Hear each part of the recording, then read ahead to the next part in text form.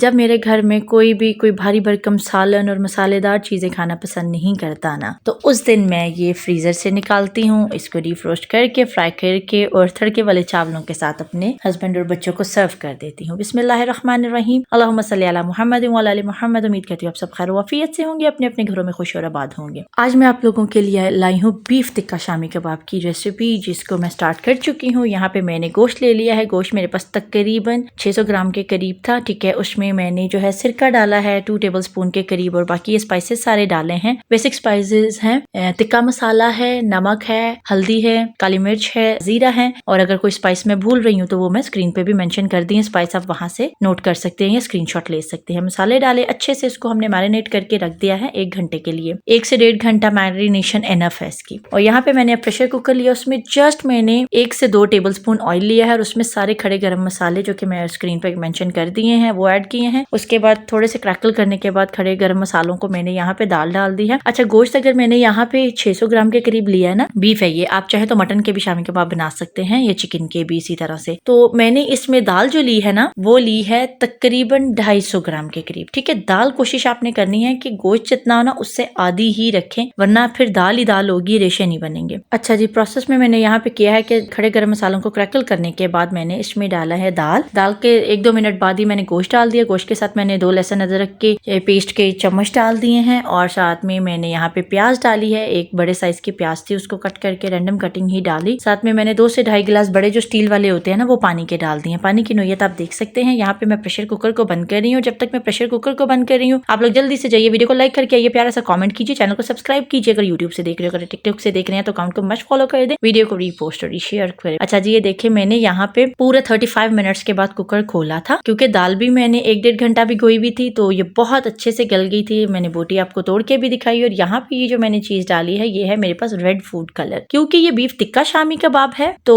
इसलिए इसमें ये कलर देना बहुत जरूरी है, वरना मैं आर्टिफिशियल कलर्स को या फ्लेवर्स को अवॉइड ही करती हूँ। पर कुछ चीजें होती हैं जिसमें ये रिक्वायरमेंट होती है, तो वो हमें डालना होता है। अच्छा, मैंने चूल्हे को यहाँ पे बंद कर दिया, और घोटने की मदद से आप चाहें तो वो जो होता है ना मैशर होता है, पोटैटो मैशर, उससे भी कर सकते हैं, लेकिन घोटने से जरा ये अच्छा घुटता है। और ठंडी हुई तो मैंने उसको थोड़ी सी ठंडी करनी है, ज्यादा ठंडी नहीं करनी। उसको घोट लिया, उसके बाद मैंने बोल में शिफ्ट किया। यहाँ पे मैंने चॉप किया हुआ प्याज, टिक्का मसाला, हरी मिर्चें लाल और सब्ज वाली, बहुत प्यारा कलर देती हैं, और साथ में हरा धनिया, ये डाल के इसको अगेन अच्छे से मिक्स कर लेना। इस टाइम पे हमने ज्यादा मसाले ऐड नहीं करने, क्योंकि स्पाइसेस हम इसको पकते हुए या मैरिनेशन में हम ऐड कर चुके थे। ये देखिए कितना जबरदस्त सा हो रहा है। यहाँ पे मैंने एक बड़े साइज का लेमन स्क्वीज किया है इसके ऊपर की, बहुत ही खटा खटा सा मजे का टेस्ट देता है। ठीक है जी, अच्छे से इसको हमने मिक्स कर लेना। अब यहाँ पे हम अब देंगे इसको शेप। मैं दे रही हूँ हाथों की मदद से शेप, आप कबाब शेपर भी यूज कर सकते हैं, लेकिन हमें बस वही पुरानी आते, अम्मी को ऐसे ही करते देखा था और हम भी ऐसे ही किया करते थे, तो ये बहुत इजी लगता है। It's not a difficult step. Shape बड़े आराम से दी जाती है। और यहाँ पे ये देखें मैंने आराम सुकून से शेप्स दे ली हैं सारी। और अच्छा, एक चीज मैं आपको और बता दूं कि ये बहुत आराम सुकून से आप इसको बना के फ्रीज भी कर सकते हैं। फ्रीज करने का तरीका ये है कि आपने इसको जो है ना अच्छे से पहले एक